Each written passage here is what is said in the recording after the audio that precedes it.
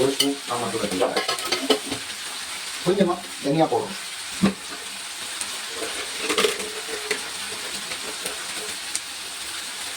ஒரு அரை ஸ்பூன் தனியாக போடுறேன். நல்லா லேசாக வரைக்கும்.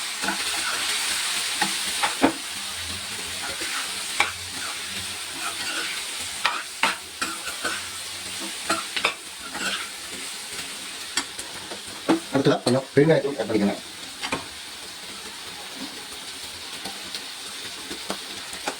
ஸோ நாங்கள் வந்து ஏற்கனவே புளி கரைச்சி வச்சுருக்கோம். ஒரு எலுமிச்சம்பழம் அளவுக்கு புளி கரைச்சி வச்சுருக்கோம். அந்த புளி கரைச்சலை அதில் நம்ம வைக்கிறோம். சட்டியாக கரைச்சி வச்சுக்கோங்க.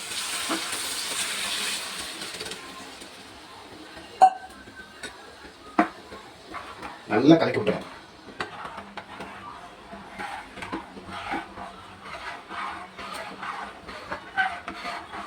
ஒரு 10 நிமிஷம் நல்லா கொதிக்கும்.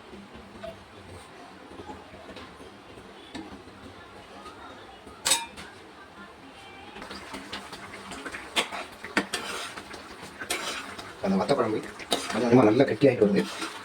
ஆனால் இன்னும் கொஞ்சம் அது வந்து கொஞ்சம் வாட்டர் கண்டென்ட் இன்னும் கொஞ்சம் ட்ரை ஆகும். இன்னும் கொஞ்சம் நல்லா கொதிக்கணும். கொதிச்சு அதில் இருக்கிற தண்ணிலாம் இன்னும் கொஞ்சம் நல்லா வத்திடுச்சுன்னா இந்த வத்த குழம்பு செம்ம டேஸ்ட்டாக மாறிடும். இன்னும் கொஞ்சம் நல்லா கொதிக்க வைப்போம்.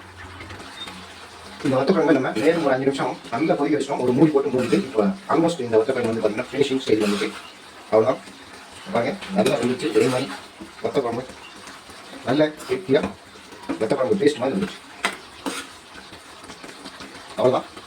இந்த வத்த குழம்பு நம்ம சுட சுட சாத்தியில் போட்டு நல்லெண்ணெய் விட்டு சாப்பிட்டோம் அப்படின்னா செம்ம டேஸ்ட்டாக இருக்கும். இதுக்கு நல்ல காரக்கறி எதனாலும் ஒன்று கத்திரிக்காவோ இல்லை உருளைக்கிழங்கு காரக்கறி அப்பளம் எதனா வச்சு சாப்பிட்டோம் அப்படின்னா செம்ம டேஸ்ட்டாக இருக்கும். இதே மாதிரி நீங்கள் செய்து பார்த்து நம்ம வீடியோ பதிவு பண்ணுங்க. கருத்துக்களை கமெண்ட்டுகளை தெரிவிங்க. மறக்காம நம்ம பிஎஸ்என் கிச்சன் யூடியூப் சேனலுக்கு சப்ஸ்கிரைப் பண்ணுங்கள். இந்த வீடியோ பிடிச்சினா லைக் பண்ணி எல்லாருக்கும் ஷேர் பண்ணுங்கள். அடுத்த ஒரு வீடியோ